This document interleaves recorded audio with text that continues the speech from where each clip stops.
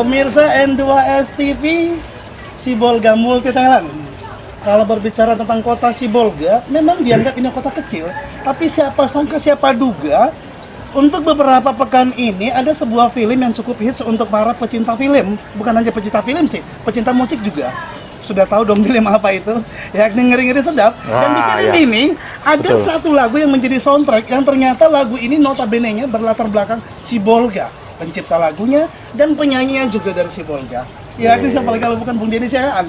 Bang Denny, gimana sih rasanya ketika lagu Tanya apanya dulu? Di Ngoluk Konyan ini menjadi sebuah soundtrack film yang cukup hit saat ini? Ya. Berapa loyaltinya? Jadi awalnya begini ya, awalnya saya juga kaget ketika dari Fikri Siani Permanagement itu menelepon dan meminta lagu itu menjadi soundtrack dari Ngeri-Ngeri Sedap. Nah, saya pikir mengapa tidak ya, lagu itu juga sudah mengena di masyarakat dan mungkin sekali-sekali saya juga punya impian membuat lagu ya, katakanlah soundtrack. Saya pernah ada coba dulu membuat satu soundtrack, walaupun gagal untuk menjadi soundtrack satu film nasional, ternyata memang terkabul dengan lagu itu. Nah ya senang. Artinya, tapi kesenangan itu bukan, saya hanya berpikir, kita di daerah juga bisa ya meraih seperti ini. Ternyata begitu ya? Ternyata seperti itu. Nah, dan memang itulah. Ya, singkatnya kita senang ketika lagu kita ya dipilih, diseleksi dari beberapa lagu yang menjadi soundtrack film yang katanya booming, yang sekarang malah masuk ke event festival film dunia itu. Baik, Bang Denny, kita pasti turut merasa bangga dan bahagia dengan itu, tapi kita juga pengen tahu latar belakang dari seorang Bang Denny, pencipta lagu dan juga pemain musik. Sebenarnya Bang Denny itu latar belakangnya seperti apa sih? Kok bisa jadi menciptakan lagu sehebat itu? Ya, kalau awalnya seperti ini ya. Mungkin ini juga faktor keturunan ya, genetika ya. Genetik ya. Dulu di 60-an sampai 70-an dan 80-an lah ya, saya masih ingat. Orang tua saya, ayah saya, itu dulu di Medan sendiri dia sempat dijuluki Enteng Tanamal Medan. Pada saat ayah, ibu? Ayah. Okay. Ya, jadi waktu itu gitaris Indonesia Enteng Tanamal di Jakarta. Ayah saya dijuluki dulu Enteng Tanamal Medan. Enteng Tanamal Medan. Jadi beberapa grup yang pernah diisinya, ya, dia pernah di Kopaton, dia juga pernah di Ritimken, dia juga pernah di Destroyer dan lain sebagainya. Dan saya juga sempat melihat beliau main. Tapi basicnya tidak sama dengan saya. Dia basicnya lebih ke apa ya? Ke hard rock ya, rock ya. Karena dia pada saat itu dia sudah membawa lagu mulai dari The Beatles, The Hollies, kemudian The Eagles, kemudian banyak kelompok-kelompok Jury Have, ya, Purple, Zeppelin, dan itu yang memang dari kecil itu menu itu yang saya dengar, menu itu yang saya dengar, hingga ada proses-proses. Nah kemudian waktu SMA saya juga selesai SMA, saya juga memperdalam ilmu musik ini, hingga yang awalnya saya otodidak kan jadi tidak otodidak lagi. Setelah kata itu, memperdalam ini ya? Ya, memperdalam. Tamat SMA saya putuskan untuk memilih itu. Memilih dalam arti langsung bersekolah? Ya, memilih untuk bersekolah di situ. Ya. Dan saya rasa ini tantangan. Dulu saya ditantang juga dengan banyak orang. Mengapa? Karena mereka tahu tuh musik ini tidak menjanjikan kalau pada saat itu. Kalau di musik itu dikatakan udah ini bakal orang yang tidak beres dalam tanda kutip. Banyak istri, mabok, perempuan dan lain sebagainya, kan gitu.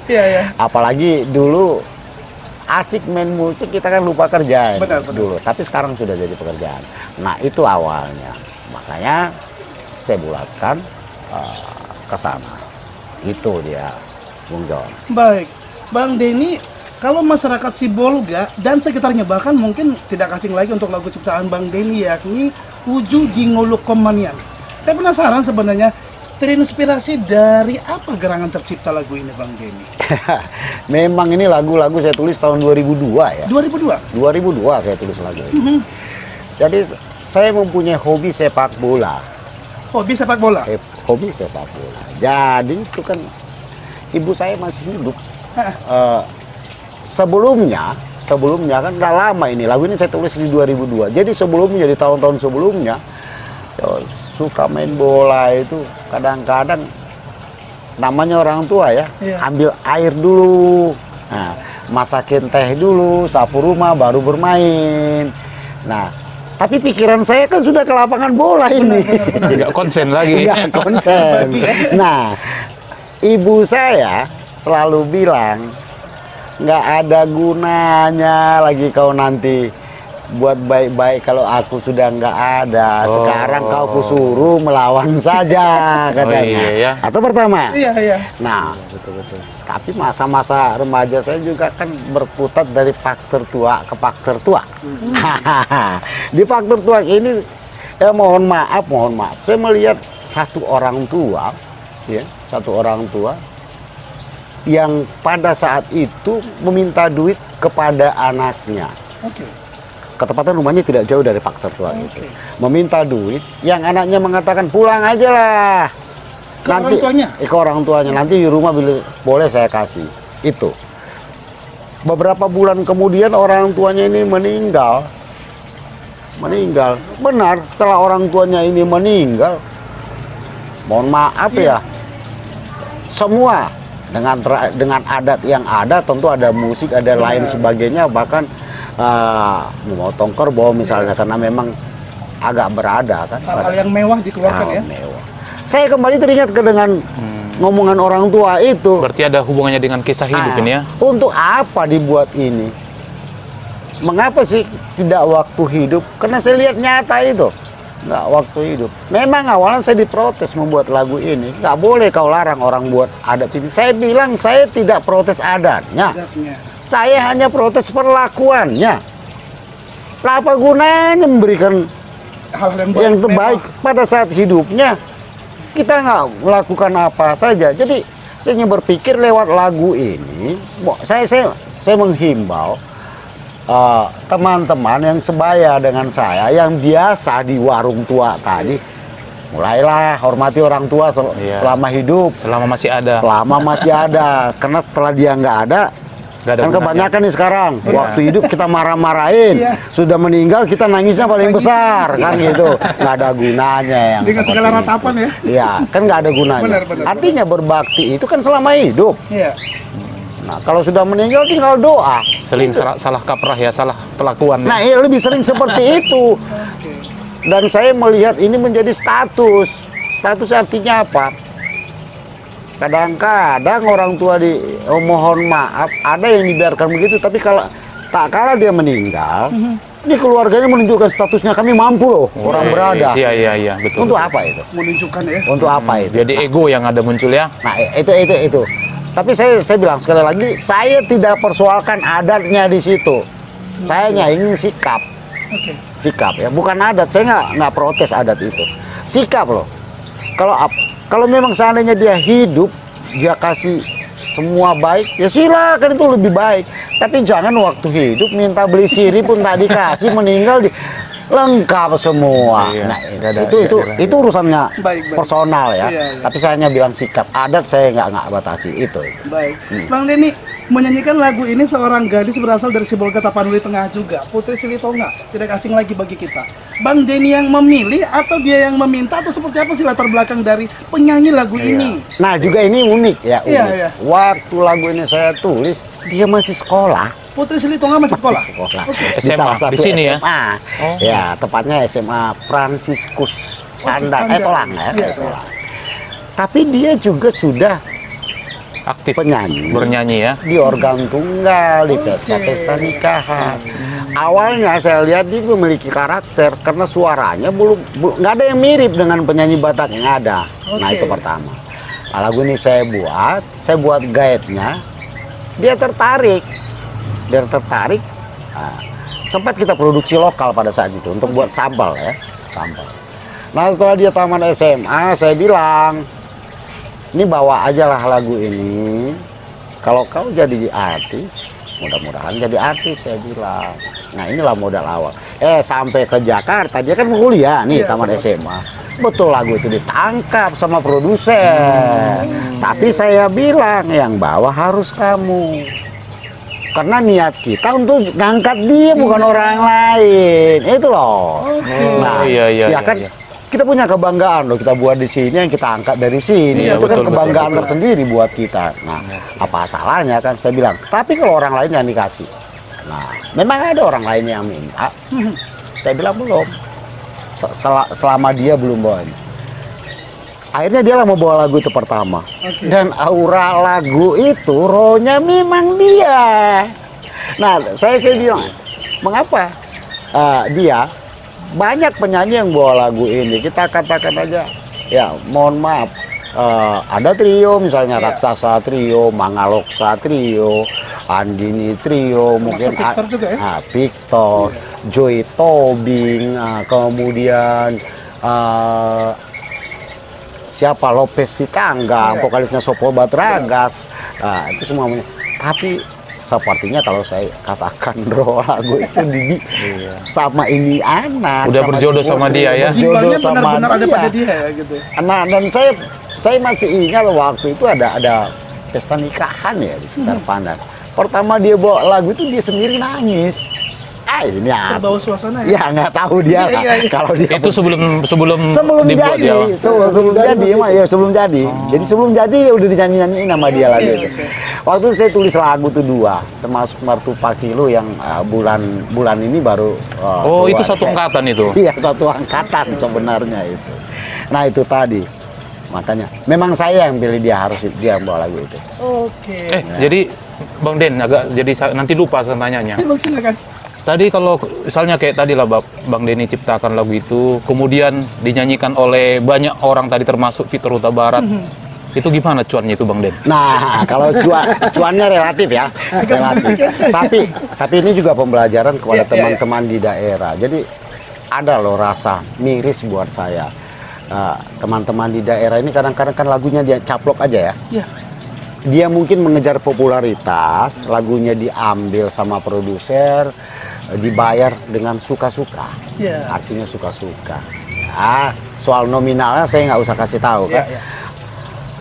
Maunya ya pengalaman kita dia ada sebentuk ikatan kerjasama kontrak misalnya. Ini lagu saya pakai 1 tahun ya. Nah, selepas 1 tahun nanti boleh kasih ke si A, ke si B, si C, seperti itu. Nah, teman-teman di sini kan saya tanya, ada beberapa teman yang lagunya pernah punya kontrak enggak? Saya bilang enggak katanya. Lalu kalau ada royalti yang dibuat oleh katakanlah produser dengan perusahaannya, siapa yang terima? Karena dia nggak ada kontrak, nuntut nggak boleh, perjanjian tidak ada. Jadi di antara mereka jadinya, jadi ini bisnisnya jadinya yang tuan sama produser dan penyanyinya ya. Nah, kemudian kita juga kadang-kadang merasa tidak menghargai hak ya, hak kekayaan intelektual. Kenapa tidak kita daftar aja biar diurusi? Nah, kita kan berkaca pada Gesang yang diurusi oleh waktu itu KCI, Karya Cipta Indonesia, berapa miliar dia? Hanya dari Jepang saja. Benar. Nah, itu tadi. Nah, tapi dan musisi-musisi Batak sekarang banyak loh. Pemusik juga musiknya di caplok gitu. Tidak di daftarnya. Oh, di daftar. Makanya lahirlah musik itu kalau diambil 8 bar kan bisa dituntut. Iya. Oh iya.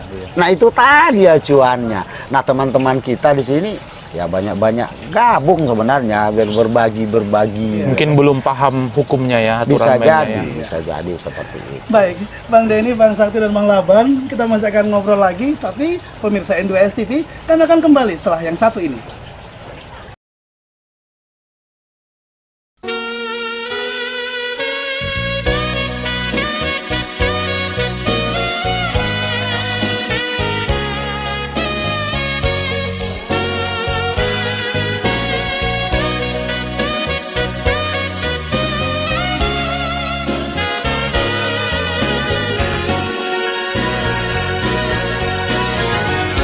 Oh,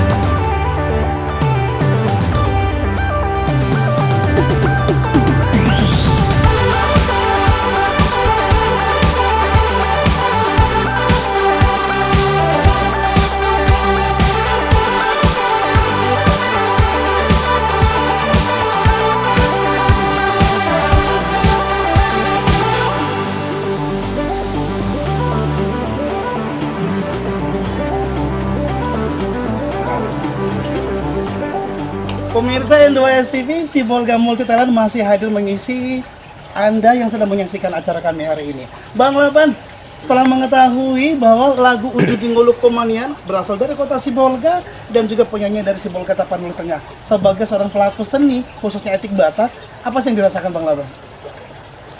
Ya senang sih, Iya. bisa dari daerah kita ini muncul maju gitu dengan pembawaan lagu yang sangat luar biasa dari Bang Denny. Iya.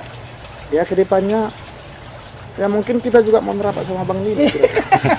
Siapa tahu ada lagu baru diciptakan ya kan? Ada lagu-lagu baru yang Teride muncul ya Dan kan? kita bisa kolaborasi nih. Betul. Oke, Bang Laban, mungkin di sisa waktu yang kita punya, harapan dari Bang Laban sendiri untuk perkembangan musik kita ke depannya, di luar dari musik pop modern, tentu kita ingin mengetahui, ingin mengenal lagu-lagu daerah, sebut saja lagu pop yang ada seruling yang sesungguhnya. Harapan dari Bang Laban sendiri untuk lagu-lagu ataupun alat musik daerah ini seperti apa sih? ya harapan kita ke depannya sebagai kami pemusik juga, harapan kami sebenarnya ingin memunculkan kembali musik-musik tradisional kita di bagian pesta-pesta, bagian pesta adat, gabungan dengan organ tunggal. Oke. Nah, itulah harapan kita. Bahkan kami udah mulai membuat grup, istilahnya grup etnik Oke. musik-musik Batak, terkhusus musik-musik Batak lah sekarang ini. Mudah-mudahanlah bisa berkembang kembali, Amin. muncul. Ya, makasih Bang Laban. Ke Bang Sakti sendiri, Bang Sakti, harapan dari Bang Sakti sendiri untuk kedepannya sebagai seorang guru musik dan juga yang pasti akan mengajarkan alat musik kepada muridnya, baik itu musik etnik atau juga musik modern, mungkin bisa berkolaborasi. Iya, betul Seperti sekali. apa silakan?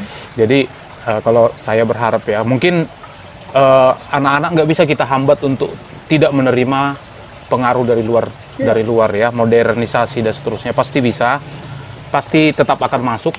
Cuman satu yang bisa kita dorong kepada mereka juga adalah supaya mereka juga mengenal dan mengingat dari mana mereka berasal, siapa mereka itu, dan apa kekayaan dari nenek moyang yang sudah mereka warisi saat ini, dan itu sangat berharga di mata dunia. Jadi misalnya mereka mulailah tetap mempelajari dan mengembangkan musik-musik tradisional, seperti juga bahkan ikut terlibat di dalamnya, apakah dalam bidang tarinya kah, apakah dalam bidang seni musiknya, dan atau mungkin dalam seperti ulosnya misalnya, kan itu semua kekayaan yang kekayaan intelektual yang boleh dikembangkan di masa depan. Itulah dari saya, dan ini butuh kolaborasi juga ya, tidak bisa satu orang berdiri sendiri. Air bertiga Seperti di sini udah ada pencipta, ada player ya kan, ada yang mendorong anak-anak untuk ikut belajar gitu kan. Ini akan bersama-sama semua mengembangkan. Baik, terima kasih Bang Sakti. Bang Denny, mungkin harapan dan PR untuk situasi seni musik di daerah kita seperti apa? Ya, kalau saya sih sangat senang, apalagi seperti kata Laban, ini harus dikembangkan. Ya. Cuma saya hanya ingatkan, untuk penulis-penulis lagu Batak, kita harus mengembangkan sastra Batak itu sendiri. Lagu Batak sekarang, mohon maaf ya, tidak murni lagi karena bahasanya sudah campur-campur. Kalau kita lihat dulu ya bagaimana Gordon Tobing dengan impolanya yang sampai jadi penyanyi istana negara, dibawa kemana-mana, bahkan mereka ke Rusia pun ini bisa masuk. Gordon Tobing, ayahnya Sandro Tobing kan, dan Gordon Tobing ini bahkan mempengaruhi Titi Puspa hingga membuat album dalam PH ya, lagu Batak. Lagu Batak ya. Ini ada Siririton kalau nggak salah itu. Dan mengapa bisa begitu? Karena lagu Batak itu murni, sastranya ada. Batak itu kan punya nilai, estetikanya, bahasanya ada, seninya tulisnya ada, filosofinya ada, tuturnya ada. Tapi kalau sekarang saya lihat, itu sih sebenarnya komersil. Tapi kalau boleh, mari kita mulai. Sekaligus kita belajar melestarikan budaya Batak itu, baik dari sistem penulisan lagu misalnya, atau cerita, musiknya seperti apa, bagaimana kita melestarikannya. Dan ini menjadi PR ke depan, dan bukan cuma PR kami bertiga ini. Ini semua PR generasi. kita semua. Iya, Bagaimana caranya untuk melestarikan ini bisa berjalan beriring bersama modernisasi. Jadi kita tidak anti modernisasi, tapi tidak pula berjalan beriringan menghilangkan konvensional atau etnik yang kita miliki. Mungkin begitu Bung Joni. Baik pemirsa N2S TV, Sudah banyak hal dan yang kita ceritakan tadi berbicara tentang musik etnik dari Batak. Dan di sisa waktu ini tentu kami menyampaikan terima kasih juga untuk Anda yang sudah bersama kami. Ada Bang Denny Sihaan, terima kasih Bang Denny. Ya, ada terima Pak Sakti juga, terima kasih Pak Sakti, Bang Laban, thank you Bang Laban. Sampai di sini kebersamaan kita untuk Sibolga Multi Talent. Sampai jumpa di Sibolga Multi Talent edisi berikutnya. Salam dari kami Kota Sibolga, Horas, dan sampai jumpa. Bye-bye.